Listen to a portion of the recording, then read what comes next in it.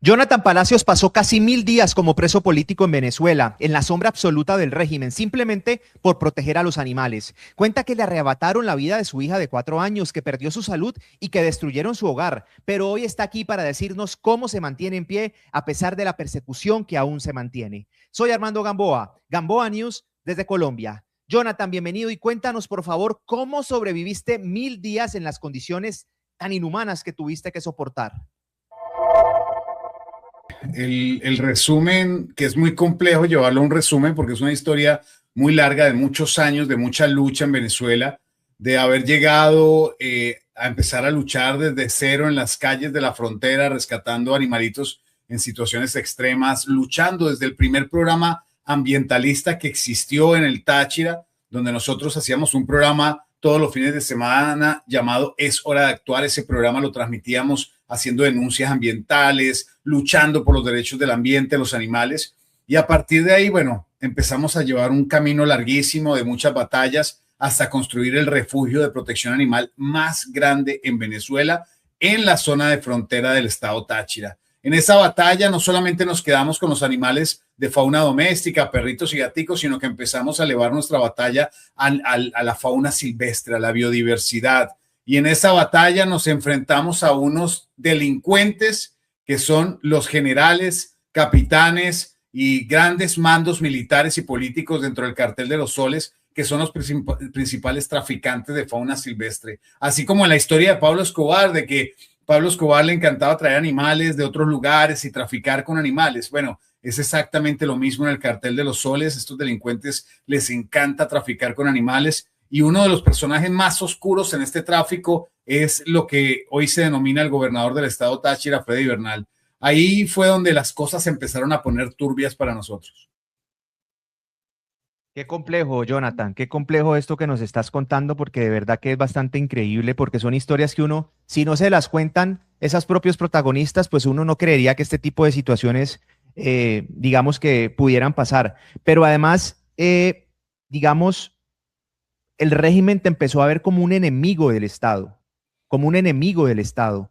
¿Cuál fue ese punto de inflexión, Jonathan, donde el régimen empieza a verte como te estuvo viendo y te lleva a vivir lo que viviste? Porque es que además no solamente, digamos, fuiste tú, tuviste problemas también muy dolorosos y situaciones con tu familia. Así es. Bueno, mi familia fue... Yo perdí a mi hija de 4 años, que murió en ese atentado que hicieron en mi contra. Y así murieron otros dos compañeros, un hermano para mí que era Jesús Caicedo y un trabajador de la organización de Funda Bolívar. Funda Bolívar fue el proyecto que se construyó después de mucho esfuerzo, de mucha dedicación, de estar totalmente comprometidos con la causa animalista.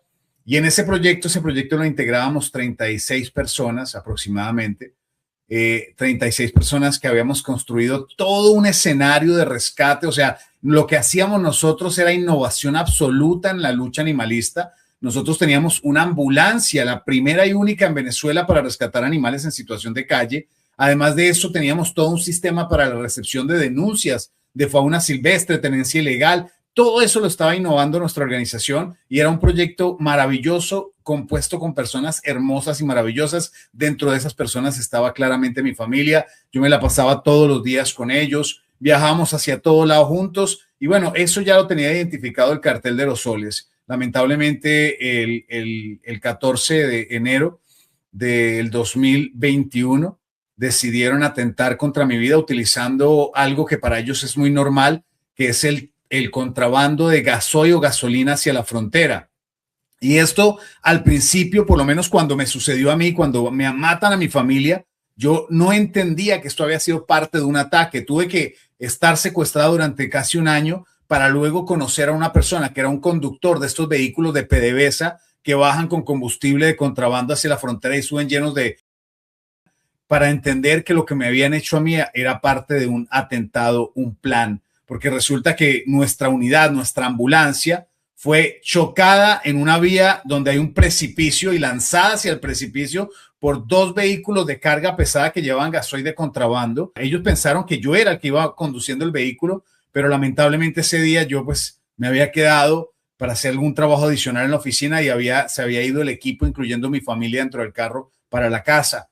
Entonces, lamentablemente, pues como te cuento, dentro de las personas pues está mi familia y esa fue pues la peor tragedia que hasta hoy te puedo decir que he enfrentado. Muy difícil escuchar eso, Jonathan. Tragedias horrorosas que me imagino que la recuperación pues no llega del todo ni siquiera con el paso de los días y más con todo lo que ha pasado. Yo quiero preguntarte algo. ¿Qué tuvo que ver un post en tu Instagram eh, donde salía Tarek William Saab, el fiscal? ¿Ese post ayudó a que todo esto que viviste, digamos, se materializara de alguna manera? Correcto. A ver, te explico para que entiendas el contexto. Cuando nosotros nos convertimos en la organización más seguida en redes sociales de protección animal, cuando nosotros logramos ser prácticamente la organización top en Venezuela de protección animal, más seguida, más apoyada, más vista, nuestras denuncias claramente llegaban a todo el mundo. Y cuando el delincuente Tarek William Saab se dio cuenta de que esto estaba pasando, que nosotros teníamos tantos seguidores, tanta visualización, hizo el show, empezó a hacer un show de que no, que él ayudaba a los animales, entonces mandaba fiscales supuestamente a que atendieran nuestras denuncias, esto antes de lo que ocurrió cuando mataron a mi familia, porque él es directamente responsable de este hecho.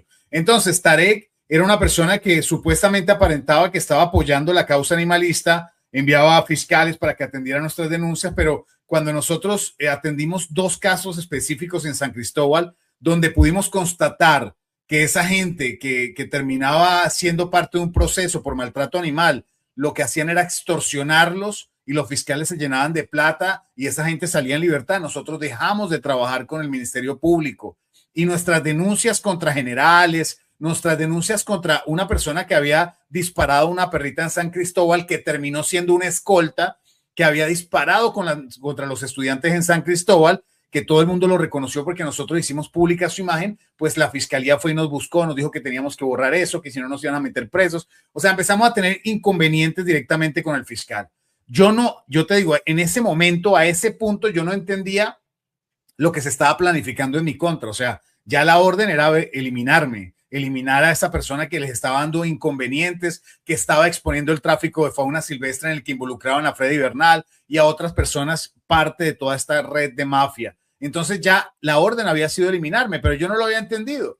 Hasta que finalmente el 14 de enero a mi familia pensando que yo era el que iba conduciendo el vehículo.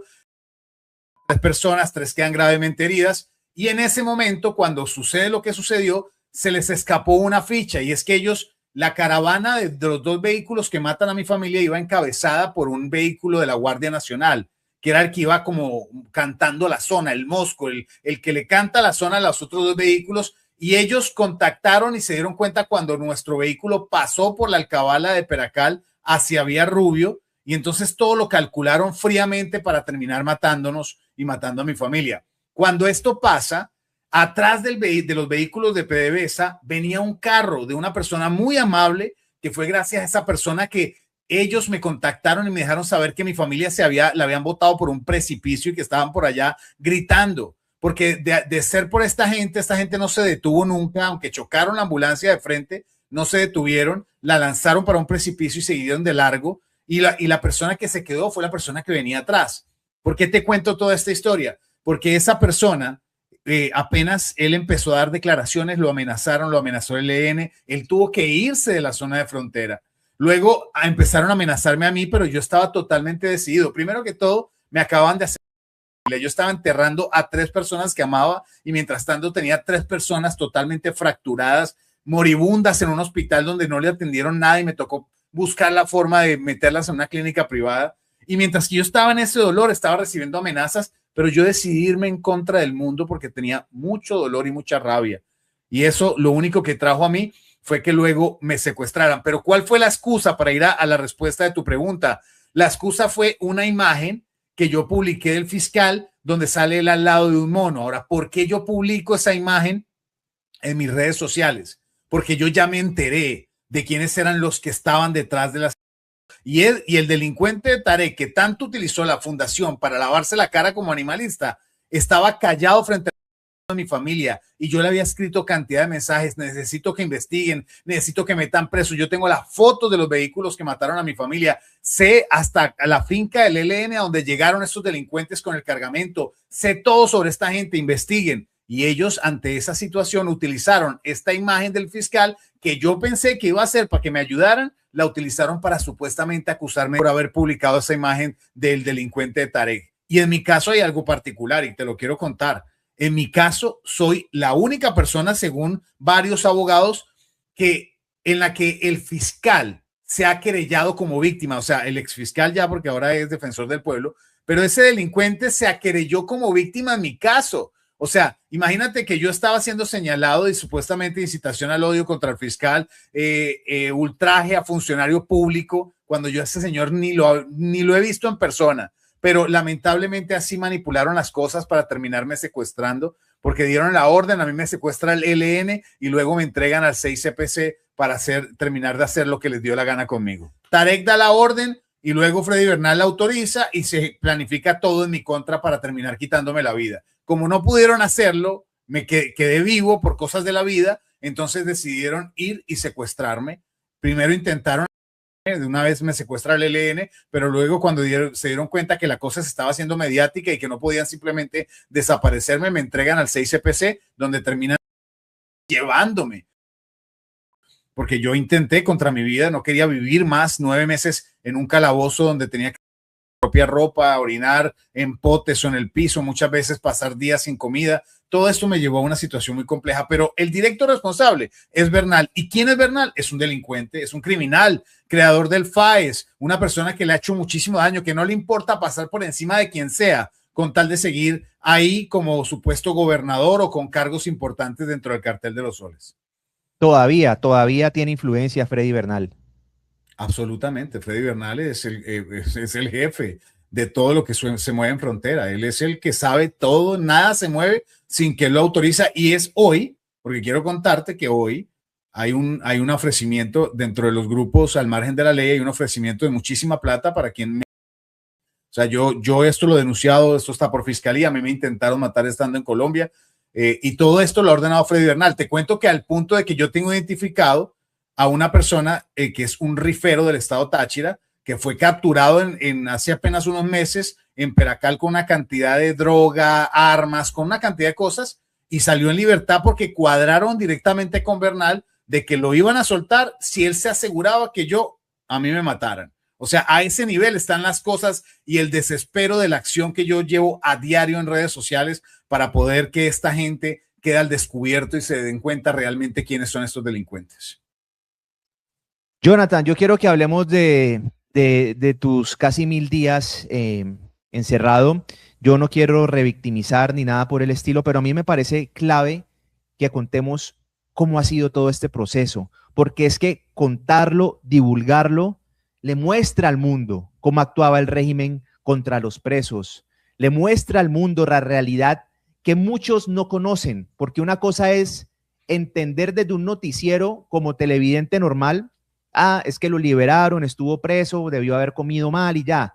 Pero lo que hay detrás de todo esto, las que incluso hoy en día están siendo investigadas y se espera que un proceso se adelante contra Nicolás Maduro por ese tema que lo podría inclusive llevar a la pena capital, pues creo que es lo más grave de todo esto. Personas como tú, como Ramón Centeno y como muchas otras que quedaron además con problemas físicos, con dolencias. ¿Puedes contarme, por favor, de alguna manera cómo fueron esos 1000 días y qué tanto te hacían y cómo lo viviste, por favor? A ver, el objetivo, yo cuando hablo de esto, yo siempre digo que la gente piensa que cuando uno habla de pena capital contra estos delincuentes, es algo exagerado, pero realmente no es exagerado. Exagerado es la pena lenta y llena de a la que someten a todo aquel que cae dentro de cualquier escenario de prisión o cárcel en Venezuela. Primero hay que entender lo siguiente. Cuando a ti te quitan la libertad y te meten en un calabozo, la mayoría de calabozos en Venezuela no tienen agua, no tienen electricidad, no tienen nada y no tienen algo importantísimo y mínimo que debería tener cualquier ser humano en la condición que sea de privación de libertad, que se llama espacio. A mí me metieron en una celda microscópica en la que primero No había ni baño, no había electricidad, no había absolutamente nada. Yo tenía que defecar en mi propia ropa. Además, los golpes, cada vez que podían agarrarlo a uno, a nosotros nos sacaban, nos hacían arrodillar y pasaban con palos de escoba, dándonos palazos de escoba en la cabeza, en la cara, en el cuerpo. Nos amarraban cuando querían agarrarnos antes de que nos llevaran a tribunales, para que no dijéramos nada en tribunales, nos agarraban en una colchoneta, nos amarraban y nos empezaban a dar batazos. Agarraban ese mismo palo de escoba y lo apretaban contra nosotros para intentar. O sea, ese tipo de cosas teníamos que enfrentarlas todo el tiempo. Que te cuelguen a ti de esposas en una reja donde tú no puedes reposar tus pies en el suelo.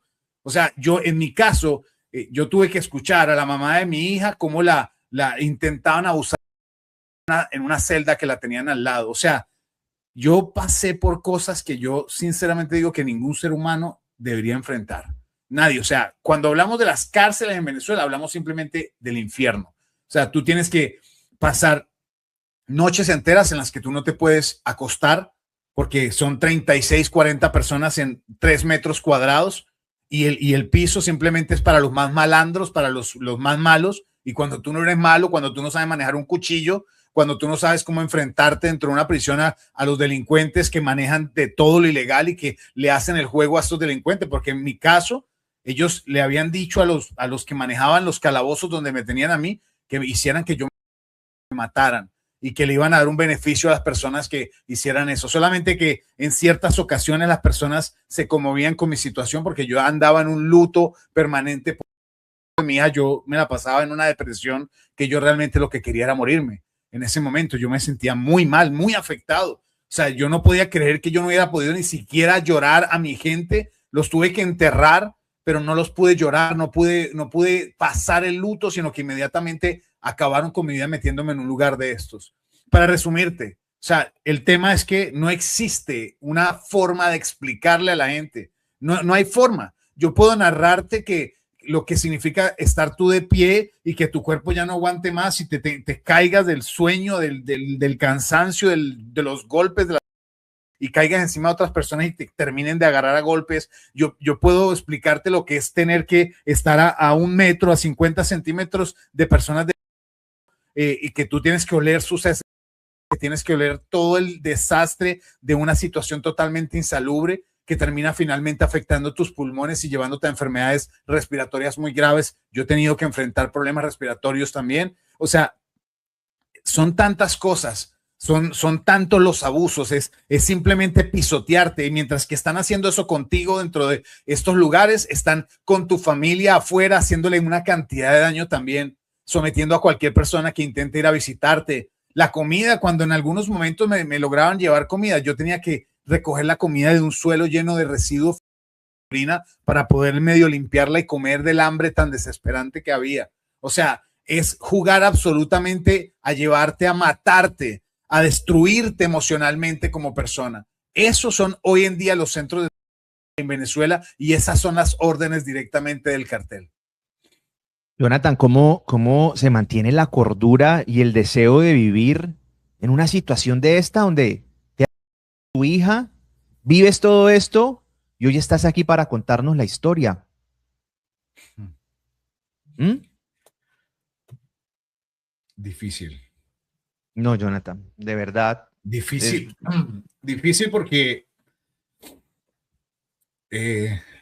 son muchas cosas, o sea.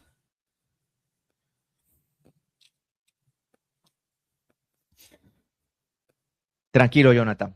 Mi idea no era... No, o sea, no te disculpes. Al contrario, o sea, la gente tiene que saber quiénes son estos delincuentes, porque yo todos los días salgo con fuerza contra esa gente, porque es que esta gente es mala. Yo no voy a ir a actuar contra ellos como ellos hicieron conmigo, pero yo sí quiero que paguen. Yo quiero que enfrenten la justicia verdadera, porque es que no solamente me han destruido la vida a mí, se la han destruido a muchísima gente todos los días. Y lo que yo cuando escucho a personas que salen y hablan de reconciliación y que vamos como si nada estuviera pasando, yo digo, no, o sea, a mí no me hablen de reconciliación mientras que no haya justicia. No me hablen de reconciliación mientras que no exista la justicia, que esta gente sea llevada a un tribunal, que yo, Jonathan Palacios, pueda llevar las pruebas de mi caso y presentarlas ante un tribunal y contarle a la gente lo que me hizo Tarek William Saab, lo que me hizo Freddy Bernal, lo que me hizo el fiscal Clodovaldo de la Cruz, lo que me hizo el juez delincuente que estuvo en mi caso, todos ellos responsables de mantener a un agente inocente secuestrada, destruyéndole lentamente la vida, porque no hay nada más hermoso que la libertad. Y yo te soy honesto, tú dices que cómo se sostiene la cordura, yo no la sostuve, yo caí en 1000 depresiones, yo hice 3 huelgas de hambre, yo me corté el brazo en un video que hice cuando el fiscal de la Corte Penal Internacional, un traidor, una persona traidora que yo pensé en ese momento estando secuestrado, cuando yo escuché que venía a Venezuela, en ese momento, yo decidí hacer un video, le quité un teléfono a alguien, me metí en una celda, porque a mí no me dejaban tener teléfono, grabé un video, me corté los brazos, haciendo una huelga de sangre, pidiéndole al fiscal de la Corte Penal Internacional que escuchara mi caso. Esa gente nos traicionó a todos, las instancias internacionales nos han traicionado. Y por eso te digo, es importante que la gente sepa, es muy difícil mantener la cordura, porque cuando tú estás ante tanto sometimiento y no hay nada sino por parte de la gente afuera, un pobrecito, no, pues así son las cosas, eso no es suficiente. Y yo precisamente por eso es que todos los días me levanto desde muy temprano y he convertido esta lucha en una causa en la que todos los días me levanto, hago un video y mira, los videos míos no son como de pronto los de un periodista. Yo no soy periodista. Yo soy un activista al que le mataron a su familia y lo que yo hago, lo hago desde mi corazón. Cuando yo me expreso frente a esa gente, me expreso con todo lo vivido y con toda la rabia que les tengo, pero con el deseo principalmente de lograr una verdadera justicia. Jonathan, has mencionado el trato diferencial y cruel para los presos colombianos. ¿Se notó ese tema? ¿Se nota ese tema? O sea, ¿eran más crueles, más sanguinarios con los colombianos que con los propios venezolanos?